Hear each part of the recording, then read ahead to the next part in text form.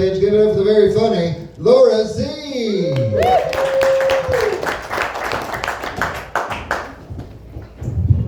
Hey, how's everybody doing?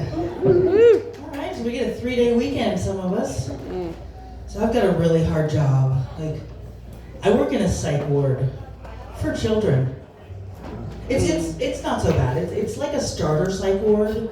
Like if Play School had a My First Looney Bin playset. It's like a really bad summer camp. It's bummer camp. It gets a little rough sometimes though. Last week I kept making kids cry. I mean, they're suicidal, so it's not like it's hard. You know, mostly I teach kids coping skills and help shift perspectives a little bit. You know, we can't control all the stupid bullshit that happens to us, but we can control our outlook and our attitude, and I have to do it all the time myself. You know, like for example, I don't have to make children cry. I get to make children cry. Hashtag blessed. It is all about gratitude, you guys. I'm actually kidding. I got fired. I made the wrong kid cry. In my defense, I was put down a mutiny because lunch was late. And they started, lunch. And I said, that is not going to get your lunch any faster. It's just going to piss me off. That was it. That was all I said. Yeah, it's really easy to make them cry.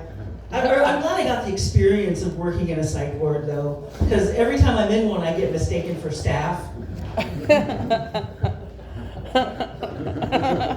Well, yeah, one time I started a flying spaghetti monster cult in the psych ward. Now, if you ever spent a considerable amount of time in the psych ward, you might notice that religion and mental illness do not mix. I mean, why do you think I was there? Oh my God! But there's this special type of person I call a Joan of Arc.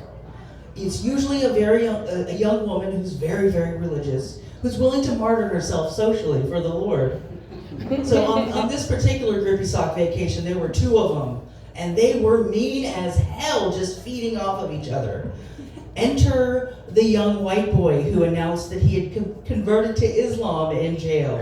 Okay, it was over then. They were on him, calling him a terrorist, telling him he's going to hell. So finally I had enough of it, and I told everyone the good news about the flying spaghetti monster. It is 3 parts: noodles, sauce, and cheese. Ramen. May you be blessed. They left him alone after that, but boy did they hate me. They didn't mess with me though. Nobody messes with the noodly appendages. Ramen.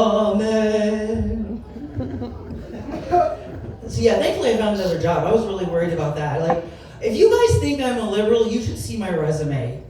It's like if social justice warrior was a job description. Like,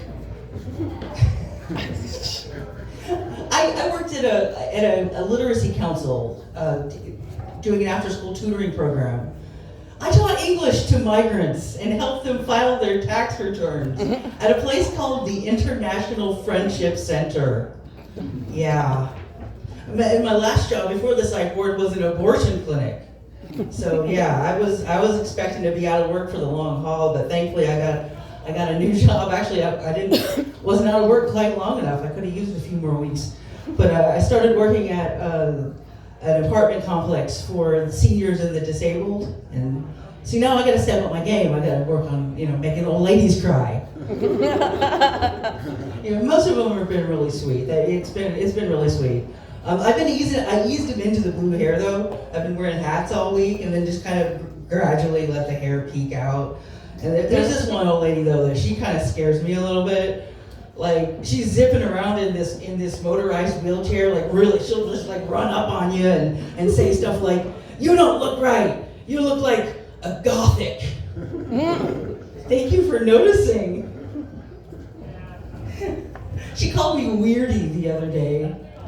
I'm gonna get her back though. I'm gonna ask security to make sure. I think she's got nitrous in that wheelchair. that thing. She is the most dangerous thing to happen to toes since diabetes.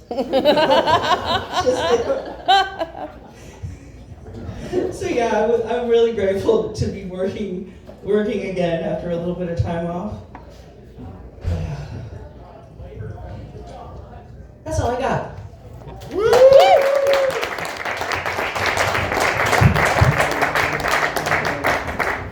Laura Z, everybody, keep it going.